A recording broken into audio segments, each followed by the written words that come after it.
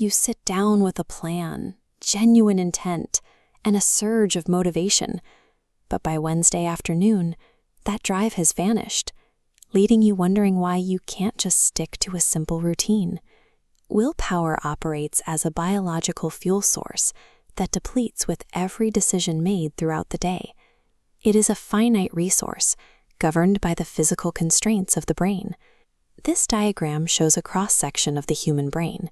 The glowing region at the front is the prefrontal cortex, the area responsible for impulse control. According to 2026 neurobiology data, this region consumes high levels of glucose whenever you exert effort to stay on task. Every minor act of resistance drains this localized tank. Ignoring a notification, refusing a snack, or forcing yourself to start a difficult task causes that glucose gauge to tick lower and lower. Relying on mental grit in the morning leads to a biological deficit by the afternoon. This exhaustion makes the struggle to stay productive a predictable physiological outcome rather than a personal failure. Eventually, the depleted prefrontal cortex shuts down and defaults control to the basal ganglia. The basal ganglia is your internal autopilot. It is an evolutionary mechanism that prioritizes immediate survival and energy conservation over your long-term ambitions. This primitive system does not respond to logic or schedules. It reacts purely to the immediate physical cues sitting directly in its line of sight. Recurring habit failure is a spatial architecture error. It is the result of pitting a biologically exhausted brain against an environment that requires too much effort to navigate. Humans utilize spatial scaffolding, a process where we offload task initiation onto physical objects in our surroundings.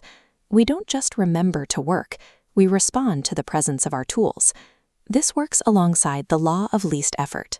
Your basal ganglia calculates the physical movement required for any action and automatically chooses the path that costs the least amount of energy.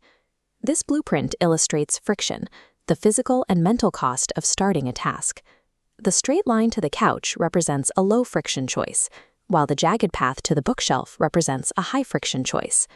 The current layout of your room acts as a script. It automatically executes the lowest friction programs in your mind, which are rarely the most productive ones. You can manipulate this energy calculation using the 20-second rule. By shifting the time it takes to start an action, you change which path your brain considers the easiest. To break a bad habit, use the addition principle. Increasing the time it takes to start that habit by just 20 seconds provides enough resistance to stop the basal ganglia from initiating it. To build a good habit, use the subtraction principle. Eliminating 20 seconds of prep time makes that task the most attractive, low-energy option available in the room. Look at this spatial contrast. On the left, a guitar buried in a closet is a high-friction setup you'll likely ignore. On the right, placing that guitar on a stand next to your desk reduces the cost of playing to nearly zero. By shifting these 20-second thresholds, you no longer need to force behavior. You have preloaded the environment to make success the default path.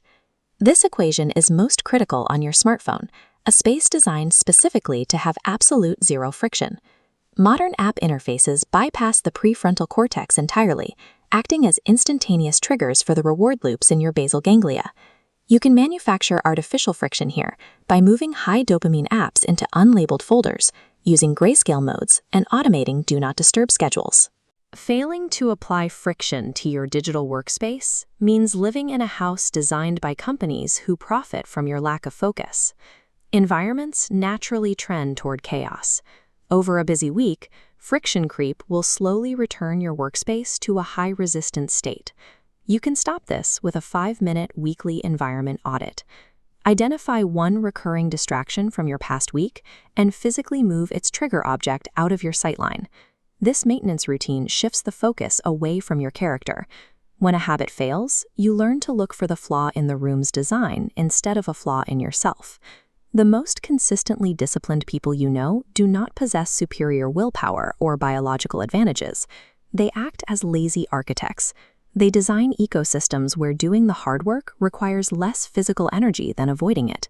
Stop trying to fix internal flaws.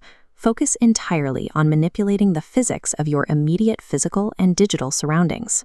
Discipline is an outcome of environmental design. When you change the architecture of your space, high performance stops being an internal battle and becomes a natural, automatic default.